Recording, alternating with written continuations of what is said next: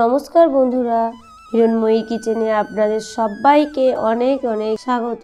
হাজির হয়ে গেছি আরও একটা পিঠের রেসিপি নিয়ে।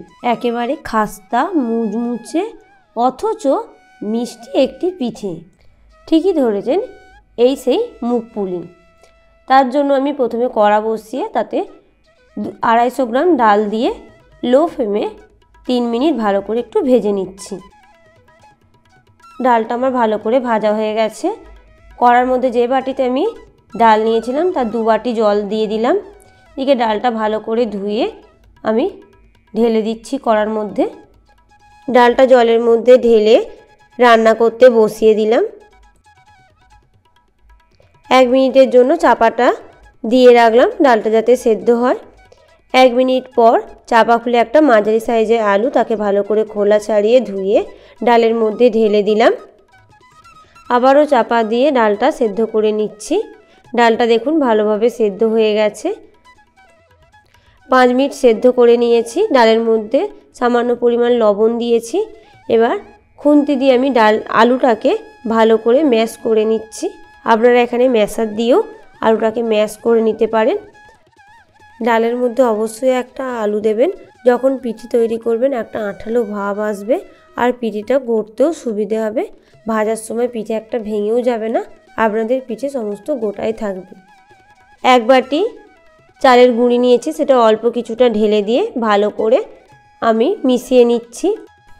বন্ধুরা এখানে লক্ষ্য রাখবেন, যতটা কম পরিমাণে চালের গুঁড়ো দেবেন তত কিন্তু ভালো এই পিঠেটা মুচমুচে খেতে হবে।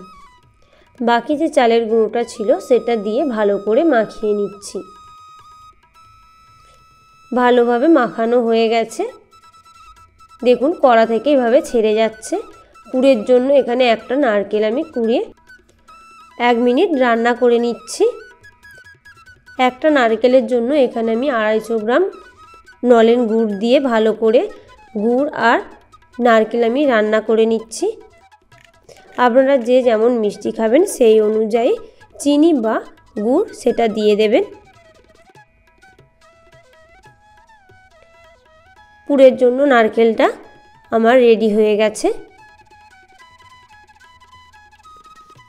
নারকেলের পুরটা ঠান্ডা করতে দিয়ে এটা আমি ভালো করে মেখে নিচ্ছি। এখানে ছোট্ট একটা টিপস, এই ডোটাকে ভালো করে মাখিয়ে নেবেন, তাহলে একটাও আপনাদের পিঠে ভেঙে যাবে না। ডোটা ঠিক আমার কতটা মসৃণ হয়েছে দেখতে পাচ্ছেন। পিঠের জন্য ছোট ছোট নেচি কেটে নিচ্ছি।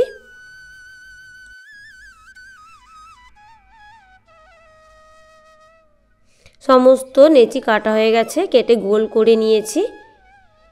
এবার একটা প্লেটের মধ্যে কয়েকটা নেচি তুলে নিচ্ছি। ভিজে কাপড় দিয়ে বাকি নেচিগুলো চাপা দিয়ে রাখছি যাতে শক্ত না হয়ে যায়। একটা নেচি ভালো করে হাতে নিয়ে গোল করে জল মাখিয়ে গোল বাটি তৈরি করে নিচ্ছি। যেমনটা দেখতে পাচ্ছেন আমি তৈরি করছি, এইভাবেই তৈরি করে নেবেন। 2টি আঙুল দিয়ে ভালো করে চেপে চেপে খোল তৈরি করে নিতে হবে।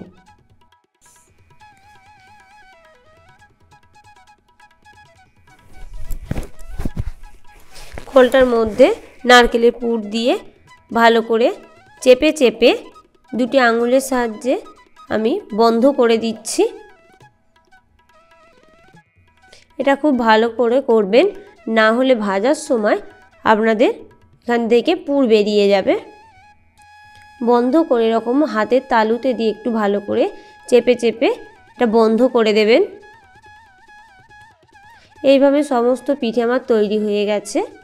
এবার তেল গরম করে নিয়েছি, তেলের মধ্যে একটা একটা করে পিঠে দিয়ে ভালো করে ভেজে নিচ্ছি। এটা অবশ্যই লো ফ্লেমে করবেন, যদি হাই ফ্লেমে করেন তাহলে পিঠেগুলো ওপর থেকে মুচমুচে হয়ে যাবে কিন্তু ভেতরটা কাঁচা রয়ে যাবে। উল্টে পাল্টে পিঠেগুলোকে ভালো করে ভেজে নিয়েছি। পিঠেগুলো ভাজতে আমার 4 মিনিটের মতো সময় লেগেছে।